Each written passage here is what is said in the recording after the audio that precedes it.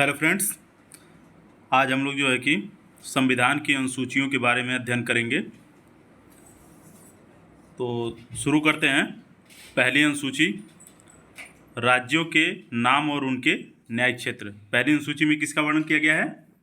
राज्यों के नाम और उनके न्यायिक क्षेत्र के बारे में। इससे पहले कुछ और जानकारी हम आपको देते हैं भारतीय संविधान के अनुसूचियों के बारे में कि मूल रूप से संविधान में टोटल 8 अनुसूचियाँ थी। वर्तमान में 12 अनुसूचियाँ हैं। वर्तमान में 12 अनुसूचियाँ हैं। तो मूल रूप से संविधान में 8 अनुसूचियाँ थी, वर्तमान में जो है कि 12 अनुसूचियाँ हैं। ठीक है। पहली अनुसूची में किसका वर्णन किया गया है? राज्यों के नाम और उनके न्यायिक क्षेत्र के बारे में। ठीक है। अगला प्रश्न देखते हैं। दूसरी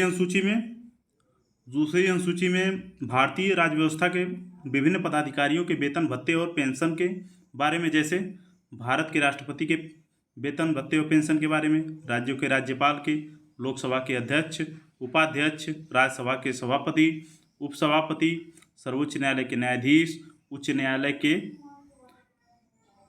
के न्यायाधीश, भारत के नियंत्रक एवं महालेखा परीक्षक।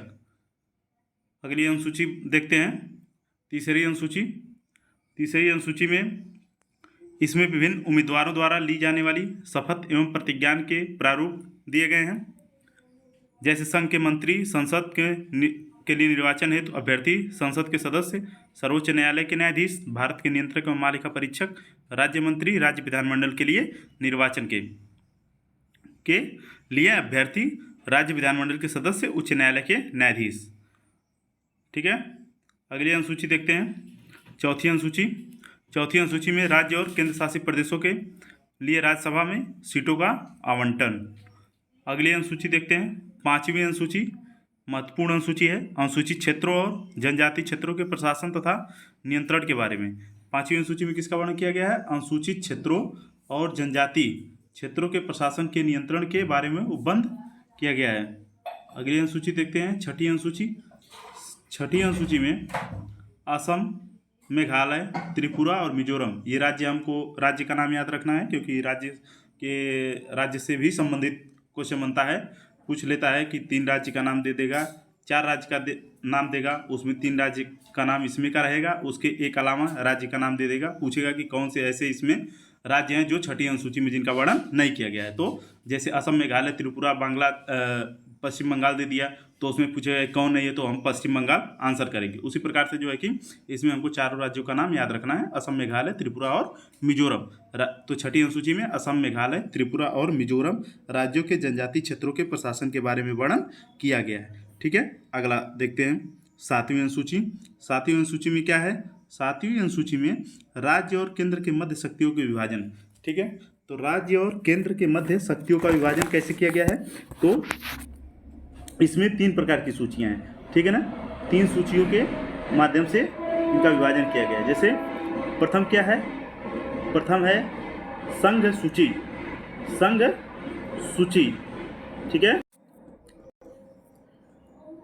दूसरा है राज्य सूची और तीसरा समवर्ती सूची। कौन सूची है? समवर्ती सूची।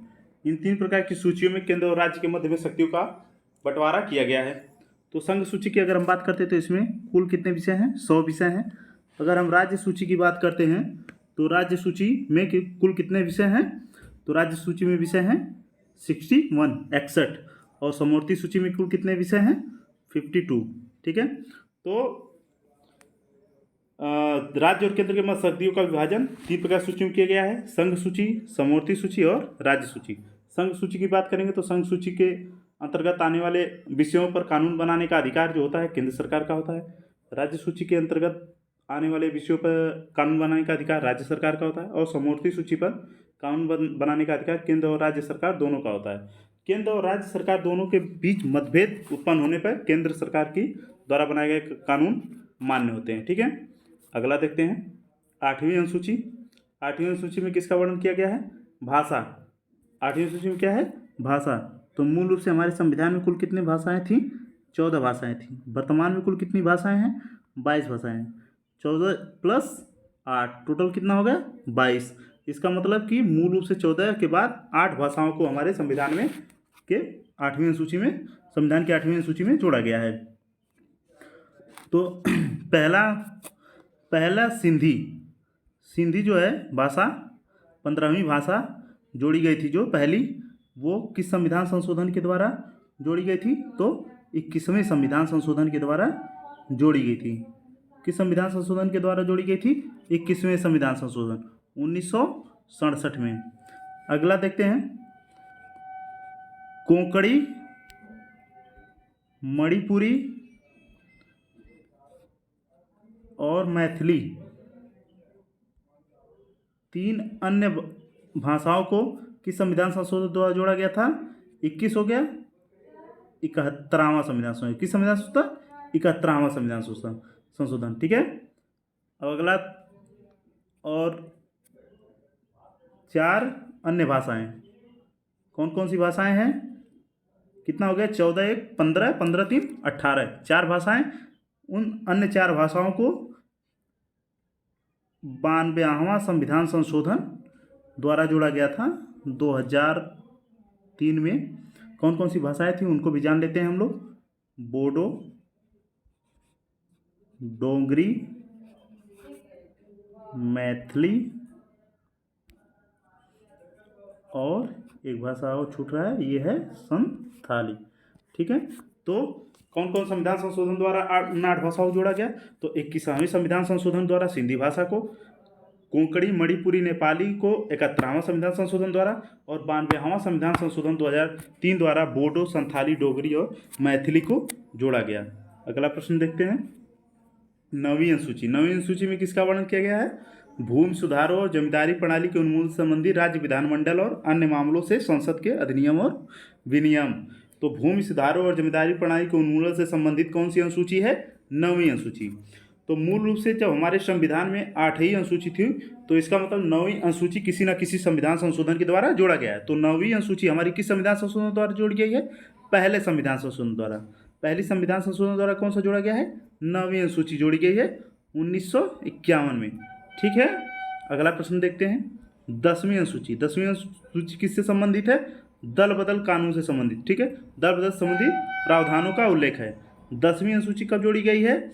तो ये जोड़ी गई है 52वां संविधान संशोधन 1985 में। कब जोड़ा गया है? 52वां संविधान संशोधन 1985 में। ठीक है। अगला देखते हैं, 11वीं अनुसूची, पंचायत की शक्तियाँ और प्राधिकार। पंचायत की शक्तियाँ और प्राधिकार का वर्णन कहाँ है? 11वीं अनुसूची में। 11वीं अनुसूची में किसका वर्णन है? पंचायत की शक्तियाँ और प्राधिकार एवं जिम्मेदारियाँ। 11वीं अनुसूची कब जोड़ी गई है? किस संविधान संशोधन के द्वारा? तो 73वां संविधान संशोधन। 73वां संविधान संशोधन द्वारा 1992 में जो है कि ये 11वीं अनुसूची जोड़ी गई है।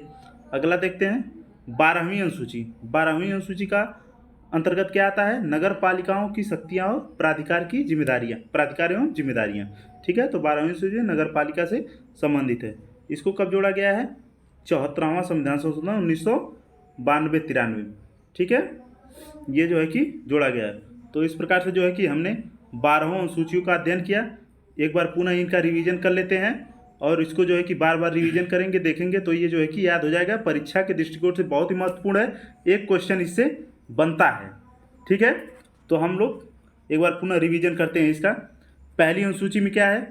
पहले ये जानते हैं कि मूल रूप से हमारे संविधान में कितनी अनुसूचियाँ थी? तो 8। वर्तमान में कितनी हैं? 12।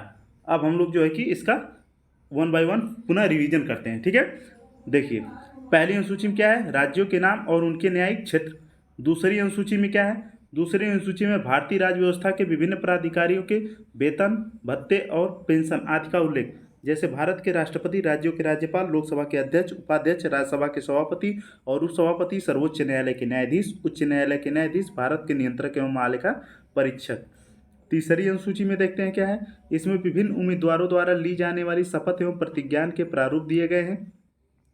चौथी अनुसूची देखते हैं, राज्य और केंद्र शासित प्रदेशों के मध्य राज्यसभा में सीटों का आवंटन। तो राज्य और केंद्र शासित प्रदेशों के मध्य जो राज्यसभा का सीटों का आवंटन हुआ है वो किस में वर्णन है? चौथी अनुसूची में वर्णन है। पांचवी अनुसूची की बात करते हैं। पांचवी अनुसूची में अनुसूचित क्षेत्रों और जनजाति क्षेत्रों के प्रशासन तथा नियंत्रण के बारे में उपबंध। छठी अनुसूची असम, मेघालय, त्रिपुरा और मिजोरम राज्यों के जनजातीय क्षेत्रों के प्रशासन के बारे में उपबंध। सातवीं अनुसूची में राज्य और केंद्र के मध्य शक्तियों का विभाजन। हमने इसमें बताया है कि इसके अंतर्गत कितनी सूची हैं, 3 सूचियाँ हैं। कौन कौन सूची हैं? संघ सूची बताया है, राज्य सूची बताया और समवर्ती सूची बताया। ठीक है, ये भी बताया कि संघ सूची पे कौन कानून बनाता है? केंद्र सरकार। राज्य सूची कौन बनाता है? राज्य सरकार। और समवर्ती सूची पे केंद्र तथा राज्य दोनों का अधिकार होता है। ठीक है, अगला प्रश्न देखते हैं। 8वीं अनुसूची। 8वीं अनुसूची में क्या है? भाषाएं। 8वीं अनुसूची क्या है? भाषाएं। मूल रूप से कितनी भाषाएं थी? 14।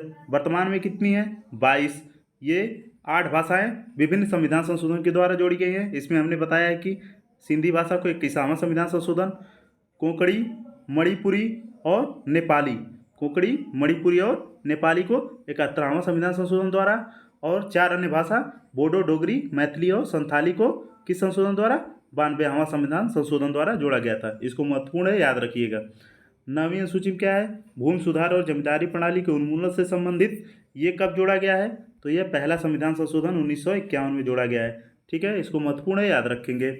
10वीं अनुसूची क्या है? 10वीं अनुसूची दल बदल से संबंधित है।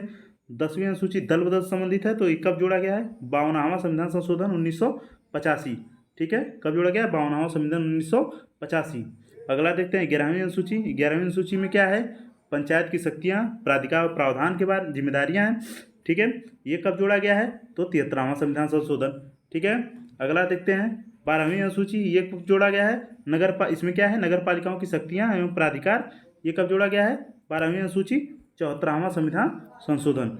इन सभी अनुसूचियों को बार बार रिवीजन करेंगे और याद करेंगे। ये परीक्षा के दृष्टिकोण से बहुत ही महत्वपूर्ण है।